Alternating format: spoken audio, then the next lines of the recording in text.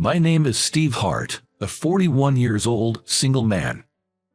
I'm a local newspaper reporter in my hometown. I harbor a secret that I can't share with anyone. Truth be told, even at this age, I have no experience with women. There are various reasons for this, but in short, I guess I don't have the guts. I've had my chances. I mean, it might sound odd, but I do get approached by women from time to time. The issue of not being able to cross that final line was always a matter of the heart. After repeatedly hurting people, letting them down, I eventually got tired of dealing with people. If we're destined to break up, I figured it's better not to date from the start. That way, neither of us gets hurt, and I won't disappoint anyone by failing to meet expectations. Once I reached this state of mind, I found peace in my heart. Sure, there's a bit of loneliness, but I've come to terms with that as the price to pay for my peace of mind. The change in my life came this spring. Covering the local news, I was putting together a feature on cherry blossom cookies for the upcoming cherry blossom season. I had the chance to make these cookies at a well-established local bakery. A small shop run by an elderly couple, their only granddaughter, Jenny, who attracted customers. As they had no successor, it seemed that Jenny would eventually take over. I heard she had graduated from a culinary school with a focus on pastry arts. Thank you for today. Making these traditional cookies for the first time was a great experience. I'm sure I'll be able to write a good article, I said to Jenny, while enjoying the cherry blossom cookies and tea that I made myself. I'm glad you enjoyed it. I must say, seeing you in an apron was priceless. I had met her a few times at local Chamber of Commerce year-end parties. She was always surrounded by a lively crowd, and I could never get close to her at these events. It seems that she had properly found me, who usually drinks a small beer in the corner of the banquet hall. I always thought you were quiet and cool, so seeing you in a white apron was quite a surprise. I wish I had taken a picture for memory. As she chuckled remembering the scene, I felt a bit embarrassed. She's the face of this shopping district, a local icon. With her cheerful personality and charm, she's quite the celebrity around here. Although she is concerned about being over 30 and wants to give up the face of the shop, she's still popular. Cool vibe, that's the first time I've heard that. As I showed my surprise, she shook her head seriously. No way, you must know that there are plenty of girls after you, Steve. Leaning towards me, she said this, and I could feel my face flushing. She smiled at me from a distance where I could clearly see her pretty nose and well-defined eyelashes. So, I'm going to take a shot here. Please, will you be my boyfriend, Steve? What? It was so sudden that I thought my ears had gone crazy. You don't want to? As she looked up at me inquiringly, I didn't know how to respond. She was charming, and she seemed to have quite a liking for me. I didn't dislike her. In fact, I might even say that I like her. But it's not that I don't like you, Jenny. I just can't be with anyone. I don't have the courage to date.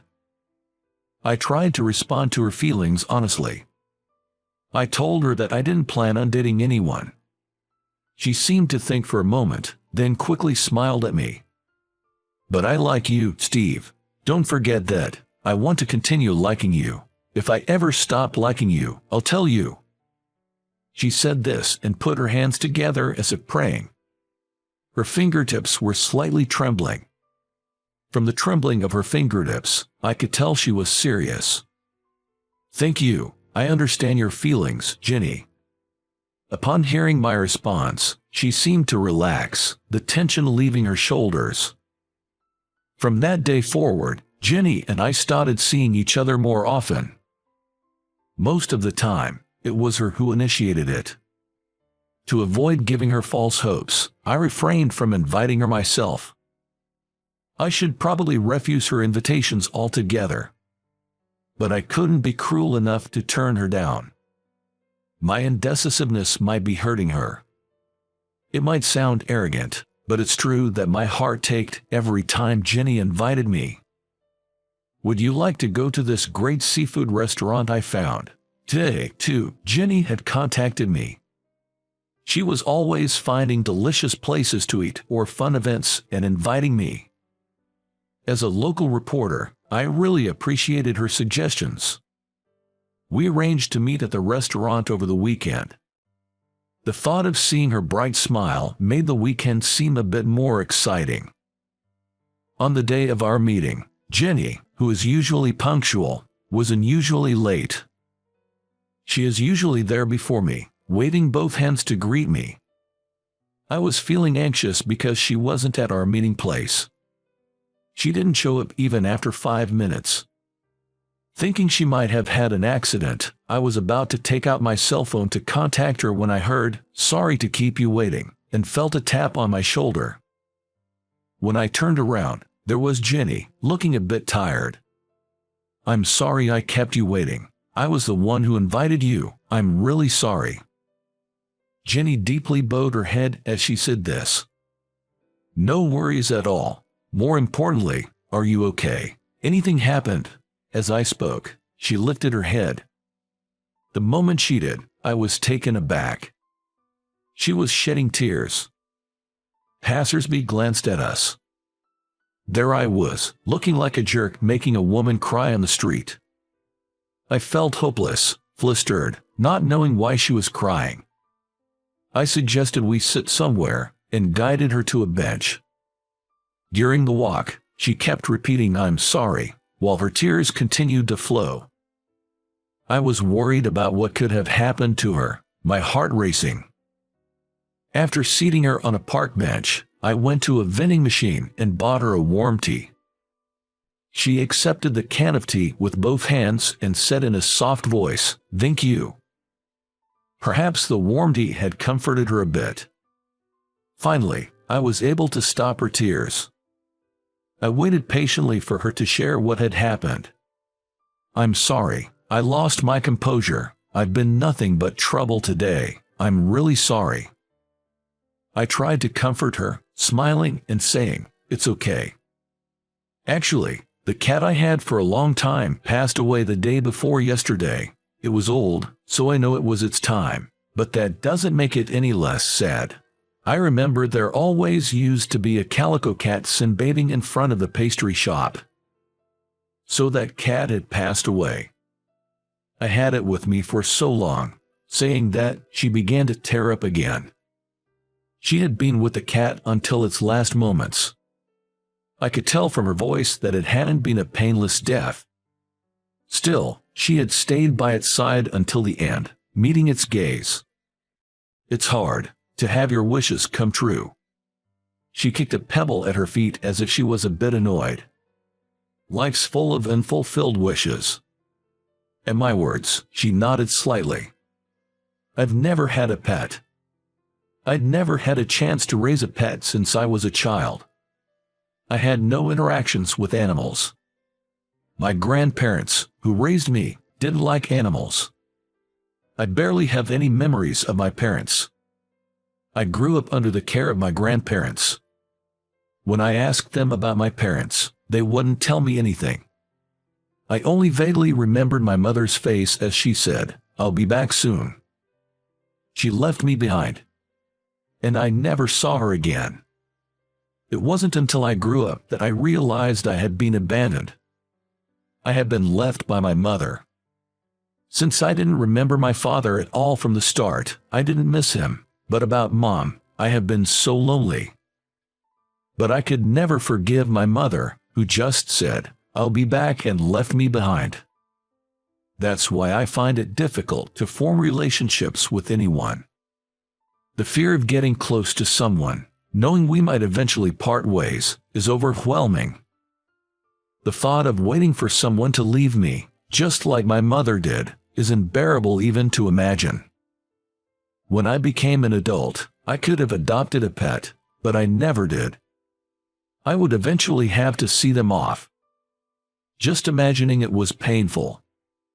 I confessed to my girlfriend that I can't own pets because I can't bear to think of losing them. She looks at me, surprised. It's the first time I've talked to her about myself. Thank you. I learned something important about you, Steve.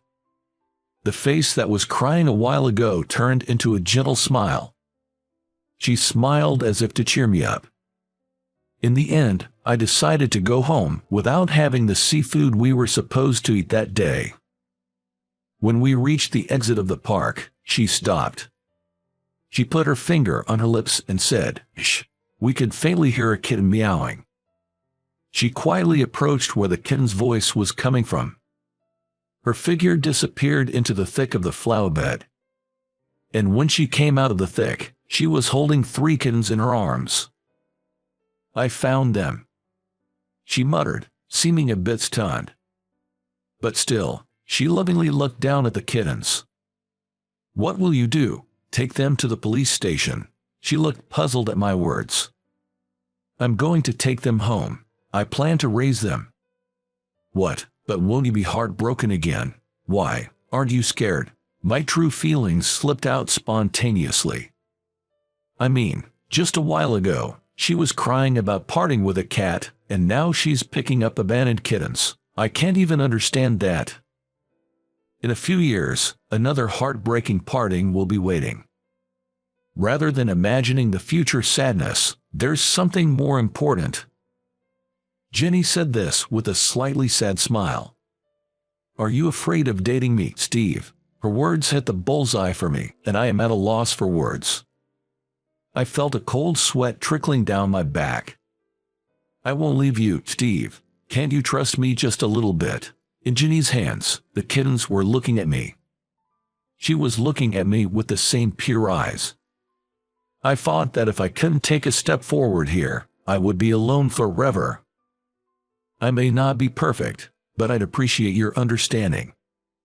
At my response, Jenny nodded vigorously and laughed, saying, "Leave it to me." Half a year after we started dating, it came time to greet her parents. I had met her grandparents, who run a traditional bakery, several times. But this was the first time meeting her parents, who live in a different place. Fortunately, her parents warmly welcomed me. I was tense all the time, but it seemed to be okay. "My name is Steve Hart. I am in a relationship with your daughter with the marriage in view," I said as I moved my seat to bow in their direction. When I raised my face, her mother, Emma, covered her mouth with both hands, looking at me with a surprised expression. "Hart, you said Steve, right? Excuse me, but is your mother named Lisa?" Why was my mother's name coming from Emma, whom I had met for the first time today? I was so surprised that I couldn't respond immediately. Her parents were waiting for my answer, holding their breath. Taking a small, deep breath to compose myself, I replied, "Yes, my mother's name is Lisa, but I don't remember much about my mother. After she left me at my grandparents' house, she never came to pick me up." There was no point in lying. I told the truth. Upon hearing this, Emma began to shed large tears. You resent your mother, don't you?" Her voice was shaking with tears. "Yes, if I said I didn't, I'd be lying," I admitted. At my answer, Emma began to sob uncontrollably. Her husband quietly hugged her. I was confused by her repeatedly apologizing to me in a low voice, saying, "I'm sorry." As if she had sensed something, Jenny stood up and brought a picture from the shelf. Handed over to me quietly, I looked at the photo. In it were her still young parents and my vaguely remembered mother standing shoulder to shoulder. "Wait, this is my mom." With her emotions settled and tears finally stopped, Emma began to speak slowly. My mother and her parents had met in Colorado. My mother was a photographer who accompanied to high-altitude mountaineering trips. Even on the day of this photo, she was in the mountains as part of a TV program staff. Her parents loved mountaineering, and they had encountered my mother several times up on the mountains. Not long after this picture was taken, Emma slipped and fell. To call for help, my mother ran down the mountain as fast as she could. Apparently, the radio that the staff had brought along was unusable due to an error. As a result, Emma, who had slipped, was rescued by the rescue team that my mother called for. But my mother, it seems, had a heart attack at the mountain cabin and never returned. My mother was the savior of Emma's life. What a coincidence. But why did my grandparents hide the truth about my mother? I had always thought my mother abandoned me. She didn't abandon me. She just couldn't come back. When I later confirmed it with my grandparents, they said that it was my mother's dying wish not to tell me about her death. My mother, who was a professional photographer accompanying high-altitude climbers, had always said she didn't want me to know if she ever died on the mountain. She didn't want me to hate the mountains. My mother loved the mountains. And if I didn't know she had passed away, I wouldn't have to grieve, she used to say. I think it's a selfish claim. But somehow, I felt like I understood my mother's feelings. It's such a strange connection. Must be your mother's mischief. Emma said with a gentle smile. I will definitely make Jenny happy, I declared clearly to her parents. The next moment, Jenny hugged me happily. I'm not alone anymore. Thinking so made me feel more determined. When the wedding preparations were in full swing, I stayed at her apartment for the first time. It's embarrassing, but it was my first night with her. As the weather forecast announced the arrival of the harsh winter, it was very cold. She was excited and said, I got a new heater. I was nervous and my hands were sweaty. Gently, okay, just as she whispered, and I gently reached into the heater, I heard a cat's voice. I tried to pull my hand out quickly, but it was a moment too late. I felt a sharp pain on the back of my hand. Ouch, it got me. When I pulled my hand out and checked, I had 3 scratch marks on the back of my hand. Oh, I thought you two would get along, she said with a disappointed face. Now, my nemesis are the kittens she picked up that night. Although they're kittens, they've grown quickly. It seems they don't like my presence, and they're on guard against me ever since I first set foot in the apartment. Attempting to touch the peaceful kitty under the heated blanket, I was immediately rebuffed. Since we'll become a family once we're married, I'd like to establish friendly relations with them tonight. However, the little guy hissed at me. They might think I'm trying to steal her from them. I, on the other hand, want to enjoy the soft feel of a cat for the first time, but I'm refused, and it gets me down. Hey, don't be so upset. They'll warm up to you soon. She comforts me, but a sense of anxiety lingers. Thinking too far ahead is your bad habit, isn't it, Steve? Indeed, I do often overthink the future, and it leads to a lot of anxiety and hesitation. Whenever that happens, she's always there to give me a gentle push. With a broad smile, she assures me, everything will be all right. I can't tell how much I've been saved by those words. Spurred on by her, I faced my mother's death. I dug up an old newspaper article about my mom, and together, we visited the site. Upon reaching the cabin, I found a picture of my mom among the photos hanging on the walls. In the picture, my mom had a big smile on her face. Looking at that smile, tears well up in my eyes. She gently rubs my back gently. At that moment, an older member of the rescue team who walked into the cabin spoke to me, his eyes welling up. Looking back and forth between the picture and me, he smiled and said, "We've been waiting for you." He was apparently an old friend of my mom. He said he recognized me right away because I look so much like my mom. "I knew you would come visit someday. I've come this far in search of my mother's happy moments." Upon hearing this, he nodded emphatically. Then he pointed at a section of the wall and said, "Read this." There, I found messages written by regular visitors to the cabin. Among them, I found my mother's words. "Enjoy life even when you can't see what's ahead, Lisa." Finally, I received a message from my mother. Tears of joy, tears of sorrow, and tears of regret for having resented my mother. All flowed out together, unstoppable. She gently took my hand. "Next time, we'll bring our son or daughter along, Lisa. Yes, we'll come and show your grandchild." Telling this to my mother's smiling face in the photo, I felt as though she gave a slight nod. It felt as though one long journey had come to an end within me. From now on, my journey won't be a solo one. I'll live life to the fullest, even if the future is uncertain. That's the promise I made to my mom. Because I believe that's the kind of life she wanted for me. How was that?